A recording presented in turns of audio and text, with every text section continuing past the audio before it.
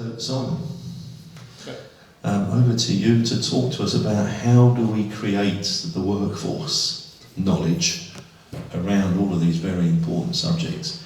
If you don't mind, I'll just plug the computer in as well. Don't mind at all. Well, thank you, Adrian. Thanks, Nathan, Sarah, and Lloyd. Those were amazing elements of effectively what Adrian highlighted at the beginning of this is sort of business as a force for good. And I think that's something that sits right across sort of purpose and where we should all be at. Now, in thinking about this presentation, I was reminded of a conversation I had and was lucky enough to have with one of our national treasures. You perhaps won't have heard of him, but there's a guy called Nick de Leon, and he's one of the founding fathers of service design in this country. Now, you perhaps won't know it, but he's affected your lives in a number of different ways. So that might be whether you drive a Ford, whether you drive a Nissan, whether you drive a Bentley or an Aston Martin, whether you shop at Next, whether you buy Burberry clothes, whether you have a IBM PC, Lenovo, Mac, whether you've got an iPhone or an iPad, all of the people driving and shaping these products and services that are really defining our lives. If you've been on a bus in London, they've all been designed through graduates of Nick's programs around service design and innovation through the Royal College of Art. It is an exceptional cadre, and he really set that up 25 years ago. The nature of the conversation was a project they're doing with Sir Johnny Ive and Prince, but now King Charles III, around terra carta, and this is around environmental moonshots. And I wanted to share with you the two things that he said to me as part of this conversation, and because they had a profound effect on me a few years ago. And there were just two things. One of them was 2050. Now, 2050 is not that far away, but if we think about what 2050 really means, that's so it took humanity about 200,000 years to get to our first billion people on the planet. Next year, we'll get to 8 billion people on the planet. And we're now at the rate of increase of 10 to 12 years for adding additional billions of people on the planet. So by 2050, we'll have 10 billion people on the planet.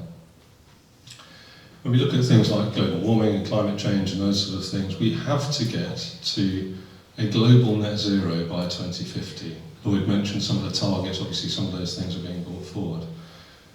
The scale of change, and what that means in terms of population change, the sort of things that we're doing, what that means in terms of business, commercial opportunities, is enormous. And that really stuck with me. The second thing he said to me, and these are important to hold as we go through this, was 6,000.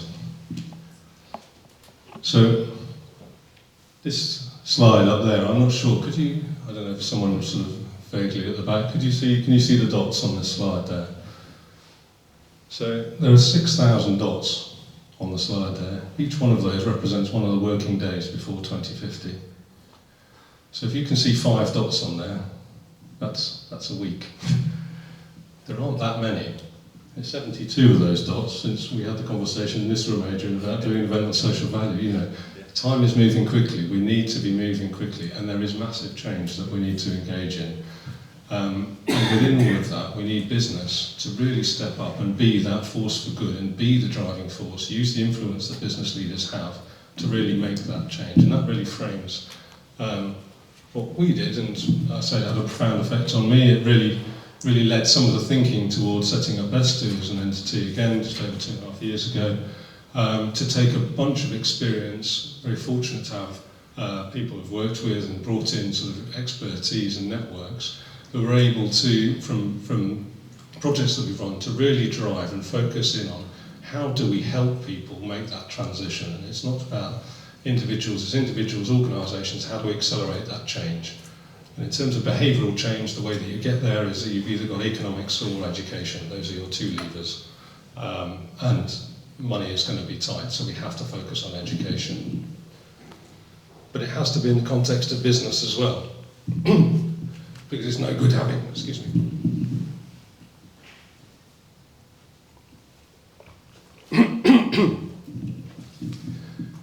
no good having fantastically worthy businesses that don't make any money and therefore have no influence. So it is about the balance of profitable business doing good. And when we look at social value, it really captures it and why we're passionate about social value as well. So social value for me, in a nutshell, is about it's looking after the individual, it's looking after the community, it's looking after the environment, wrapping those things around and thinking about how do we incorporate that into our business. And helpfully, it matters to business in a whole range of different ways. I won't go through all of these things. We've touched on some of the things around procurement rules, what it means in terms of how social value is becoming competitive, in terms of you need to be thinking about now what is the social value you're creating through the contracts that you're delivering. When we look at the cost of capital, we're now seeing premiums up to 6% in terms of carbon performance based on European benchmarks. In terms of, so your organisation, it matters. The cost of doing business is going up if you're not incorporating this and driving it through business. Deloitte did a study recently looking at the generation coming into the workforce now. Number one driver, way ahead of salary, ahead of location, ahead of flexible working, was that they wanted their work to have a positive impact. And when you ask them and you explore what does positive impact mean, for most of those people that's about the environmental footprint. What is the legacy that they're leaving behind? How do they affect the communities that they're working in? And the sort of work that Sarah's doing is amazing, and having those opportunities for people. It really matters that you give that to employees. I just want to show two slides because I think this, for me, is a perfect illustration of the scale of change that we need. These are slides from Anna Valero, who's at the London School of Economics. She's amazing. I'm very happy to big her up because she's a contributor to our Net Zero Leaders programme, but she's also sits on the government's Green Skills Task Force and has done a lot of the papers that drive some of the thinking around what does that transition look like, and particularly looking at what can we learn from other labour market transitions to make sure that we don't make the same mistakes that we have done before rather. So this is, the graph there represents, and although we'll share the slides afterwards, you won't be able to see it now, but effectively they've classified green jobs in 3 different categorisations. So let's imagine what the categories are. One is a completely new job, didn't exist before because of, so maybe a wind turbine engineer or something like that. We didn't have those things, or in fact some of Lloyd's team, they weren't installing those things. The second category is jobs where their role has to fundamentally change at an operational level in order for them to continue in that role. So there's a new skills requirement to be developed there as well in terms of how that's applied. And the third category is for jobs where fundamentally the job is the same, but there is a whole level of information that you need. So for instance, marketing would fall into that role. If you're not aware of the Green Skills Code and how that's being now regulated by the CSA, you really need to be on that because you have to be so careful what you're putting out there. It only takes any individual to raise a complaint and that starts an investigation. That is transformative for a world of marketing. You need people aware of that.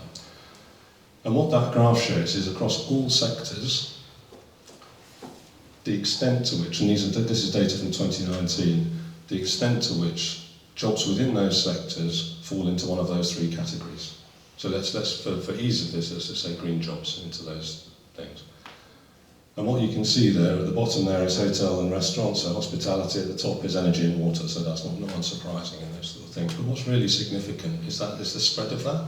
So across all of those industries in 2019, that's 5 to 45% of all jobs requiring some level of new skills to various degrees in order to support the transition to a new economy. And what Anna was able to share with us is that although this is peer-reviewed and out there and all done, is that the later data, the pace at which that is changing looks more like 15 to 65% of jobs. That is a huge, huge upskilling, re-education activity for the workforce. There is a real requirement. All of us need to think about it. It's not just having one person in the organisation who cares, it's about everybody in the organisation being on a journey. And the second part of this, again, which I think again gives us a real unambiguous requirement to act. So this looks at each one of those job categories in each of those sectors. And what that line represents is women representation in each of those jobs in each of those sectors. And so there isn't an example where they're not underrepresented. And if I put up the age profile on there, it will be the same story. So what we've got when they explored into the data is those jobs currently held by males in their 50s who are holding on to these jobs. And what's significant about that is where we've had changes and we've had this demographic in the workforce previously. One example would be the late 90s through to about 2010 with digital transition, e-commerce and those sort of things. What we saw there was organisations who, I mean, if you look at IBM and where they stood, they were absolutely at the top of the game. They had people who were established in roles who were very comfortable with their working practices that they've been doing for years and years, but they didn't change fast enough. And what happens is you open up the market for, or what we know is larger organisations will not change quickly enough. They can't re-educate their people. They typically don't re-educate their people because they're satisfied with current performance. And it creates huge opportunities in the workforce for those organisations who do. And that's really the exciting thing that we did. So it's absolutely about business as a force for good, but it is absolutely about building the next generation of organisations with really empowered, skilled people, understanding what's needed in decarbonisation, making really great businesses and real commercial success. So our specific focus around that is on training and how that aligns to social value. Nathan and Lloyd both and Sarah alluded to the TOMS model, so that's a nice way of measuring it, so it attributes a pound value to social value. Excuse me, all contracts are being measured, so the idea of putting a pound value on that is so that I can compare two different tenders from two different organisations who might have very different approaches to social value, but I can somehow use those proxy values to determine which one is going to create more social value than the other. And when we look at that, just two examples. One is a sort of typical day release activity, so it's exactly the pro bono work that we're talking about. £78 an hour is not an unusual number in that. That would look like, let's say, I think it's £585 a day. So you're creating £585 social value per day by letting somebody, one of your senior team, go out and do some pro bono work. That's really important. As I say, for all the reasons that we've mentioned, that is a very good thing to be doing. Training works similarly to that, but it acts as a force multiplier. So from a social value, from a TOMS model, to incentivise, and it's deliberately incentivised because we have this massive requirement to retrain the workforce. The value of the training, the time spent on the training, and the accreditations that are achieved through the training all contribute to social value. So you have people in your team that you can be training up. You can train people who are not in your team. But for instance, and I'll talk to a case study as my final slide, but you need to be looking beyond your own organisation when you're thinking about social value and actually what's the influence you can have on those people. And we've talked about levy, the apprenticeship levy and the use of that and levy transfer and how do you create social value through that activity.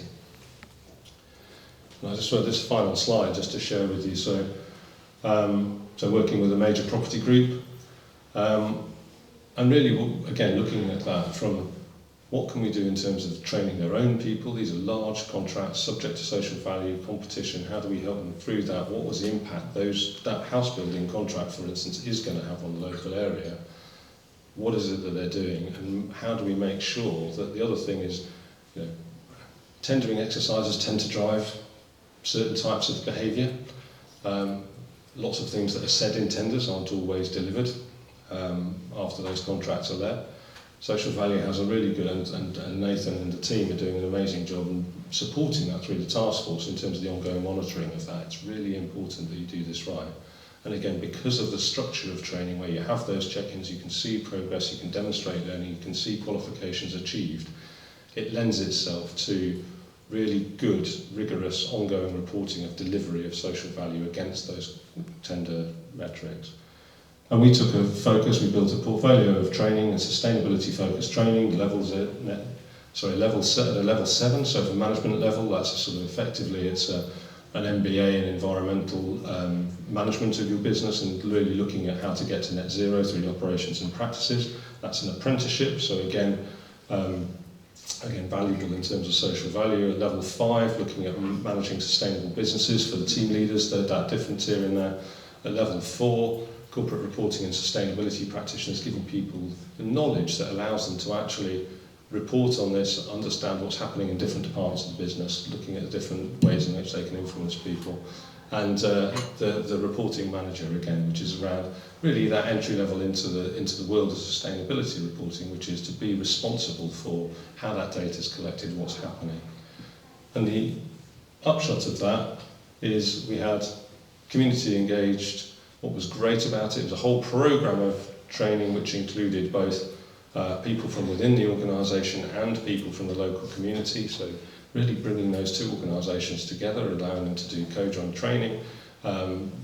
Again, it's so important. It's about individuals, it's about community, and it's about the environment, and that really helped that. We got qualifications attained for people, we've got those sustainability skills embedded into a whole range of local businesses as well as the property group. And really important into that, you know, it's not about what you do, it's about what is the outcome, and that's really where we're focused, and that is about careers, pathways developed, individuals with career paths, they can see how that's going to grow through doing business for good and building their career on that sort of pathway, and sustainable practices adopted in those organisations. From a tendering perspective, over £2 million worth of social value aligned to that as well. So it's not trivial, but it acts as a force multiplier. There is every incentive to do more. That's me. Thank you, Simon. Thank you very much indeed, and thank you to all of our guest speakers today. Thoroughly